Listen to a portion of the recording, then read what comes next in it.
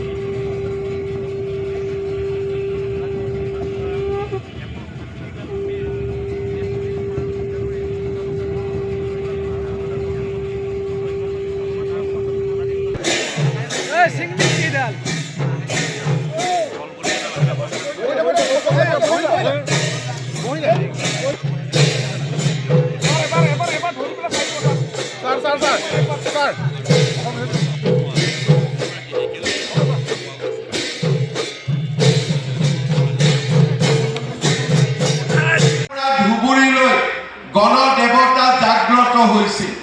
প্ৰতিগৰাকী ৰাজনৈতিক দল আৰু তেওঁলোকৰ সম্ভাৱ্য প্ৰাৰ্থীসকলৰ ওচৰত গৈ ৰাইজে আহ্বান জনাইছিল যে আপোনালোকে নিৰ্বাচন নেখেলিব, কাৰণ আমাক এখন শুদ্ধ ভোটাৰ তালিকা লাগে, বিদেশী বিহীন আমাক এখন ভোটাৰ তালিকা লাগে।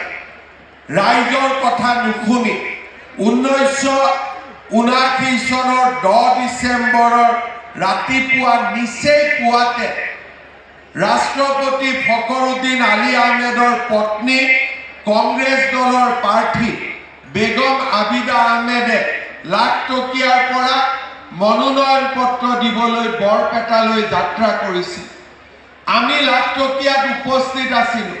তেতিয়া আমি ক্লাছ 5ম মান শ্ৰেণীৰ ছাত্ৰ। লাঠিৰে বুটেৰে লাখ টকীয়াতে পিকেটিংকাৰীসকলক আঁতৰাই KPS গিলৰ নেতৃত্বত বেগম আবিদা আহমেদে বৰপেটাৰ ফালে আগবাঢ়িছিল।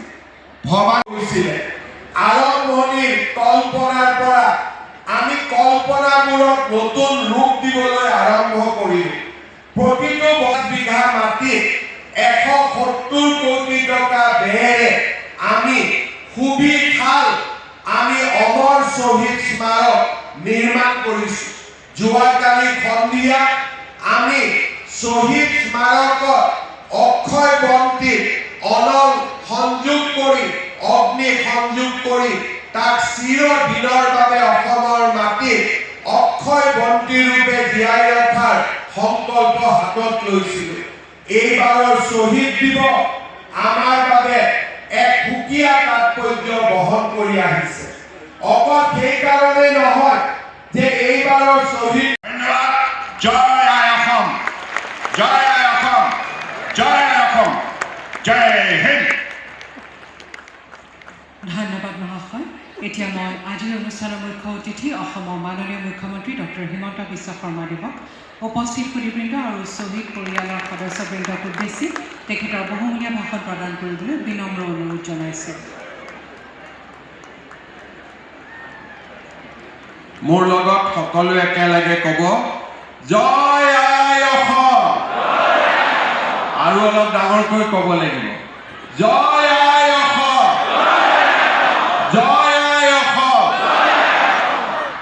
আজিৰ এই পবিত্ৰ দিনটোত আমাৰ মাজত উপস্থিত ভাৰত চৰকাৰৰ সন্মানীয় মন্ত্ৰী শ্ৰী সৰ্বানন্দ সোণোৱাল ডাঙৰীয়া, অসম চৰকাৰৰ মন্ত্ৰী অতুল বৰা ডাঙৰীয়া, চন্দ্ৰমোহন পাটোৱাৰী ডাঙৰীয়া, কেশৱ মহন্ত ডাঙৰীয়া, পীযুষ হাজৰিকা ডাঙৰীয়া, সাংসদ বিজুলী কলিতা মেধি ডাঙৰীয়ানী, বিধানসভাৰ উপাধ্যক্ষ নুৰুল মমিন ডাঙৰীয়া, সন্মানীয় বিধায়ক অতুল বৰা ডাঙৰীয়া, ৰমেন্দ্ৰ নাৰায়ণ কলিতা ডাঙৰীয়া, দিগন্ত কলিতা ডাঙৰীয়া, হেমাংগ ঠাকুৰীয়া ডাঙৰীয়া, দুৰ্গা দাস বড়ো ডাঙৰীয়া, অমিয় কুমাৰ ভূঞা ডাঙৰীয়া, অসম চৰকাৰৰ মুখ্য সচিবকে আদি কৰি বিষয়াসকল, আজিৰ এই অনুষ্ঠান তথা অসমৰ বিভিন্ন স্থানত সমবেত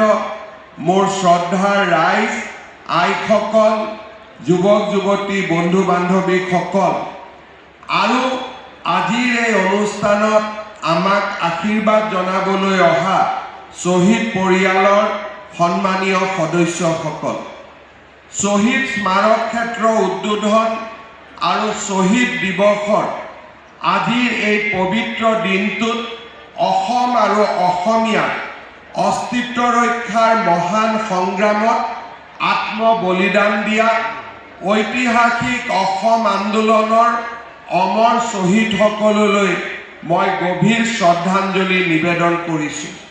শ্বহীদ পৰিয়ালসমূহৰ লগতে দীঘলীয়া অসম আন্দোলনৰ সময়ত ত্যাগ আৰু কষ্ট স্বীকাৰ কৰা, সমগ্ৰ জীৱনৰ বাবে পংগু হোৱা অসম আন্দোলনৰ সংগ্ৰামী বীৰ ব্যক্তিসকললৈও মই মোৰ আজিৰ দিনটোত শুভেচ্ছা জ্ঞাপন কৰিছোঁ। বিদেশী বিতাৰণক কেন্দ্ৰ কৰি আৰম্ভ হোৱা ঐতিহাসিক অসম আন্দোলনৰ সূত্ৰপাত হৈছিল অসমৰ জাতীয় জীৱনৰ এক জটিল সন্ধিক্ষণত। অসম আন্দোলনে দীৰ্ঘকাল ধৰি ৰাজ্যৰ ইতিহাসত এক নিৰ্ণায়ক স্থান দখল কৰি আহিছে। অসমবাসীৰ স্বদেশ প্ৰেম আৰু ত্যাগৰ উৎকৃষ্ট নিদৰ্শন অসম আন্দোলন আছিল অসমীয়াৰ অস্তিত্ব, স্বাভিমান, ভাষা, কৃষ্টি, সংস্কৃতি আৰু ঐতিহ্য সুৰক্ষিত কৰাৰ এক মহান সংগ্ৰাম।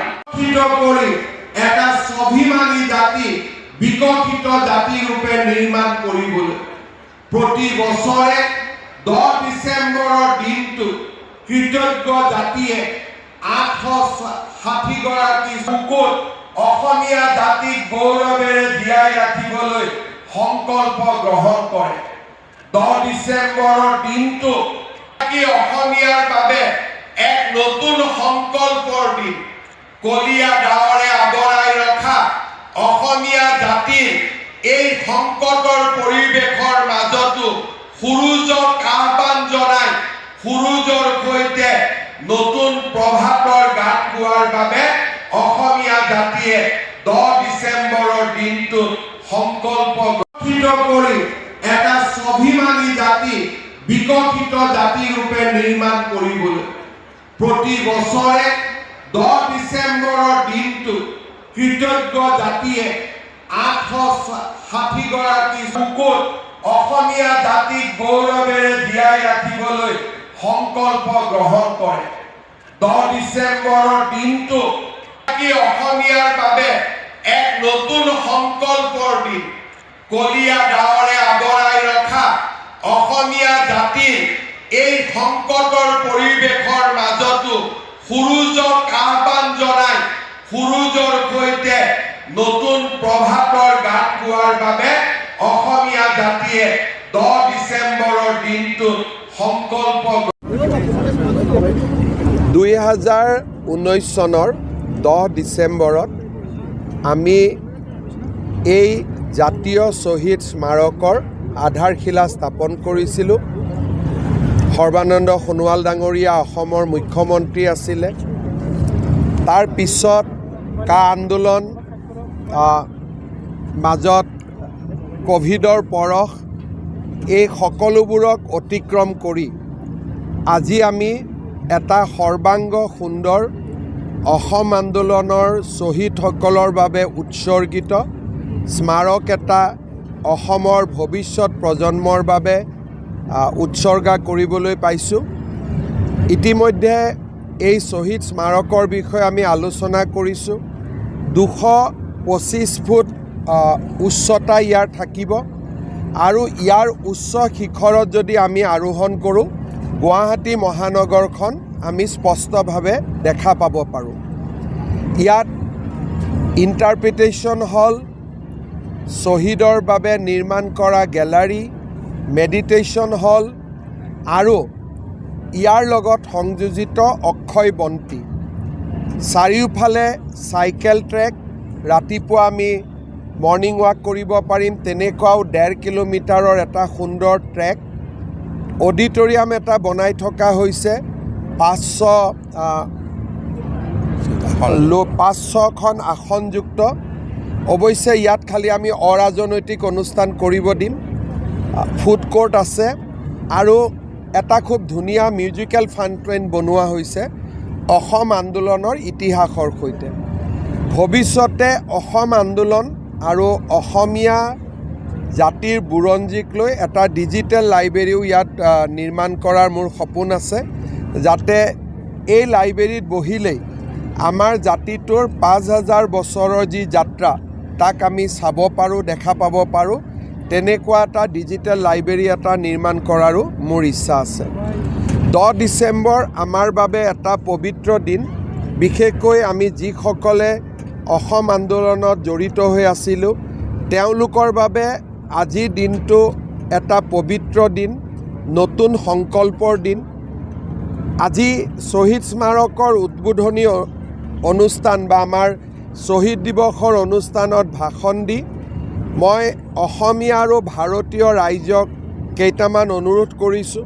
প্ৰথম, যিমানে আৰ্থিক সমস্যা নহওক কিয় অচিনাকি মানুহক নিজৰ মাটি বিক্ৰী নকৰিব, কাৰণ লাহে লাহে আমি মাটি হেৰুৱাই আছোঁ।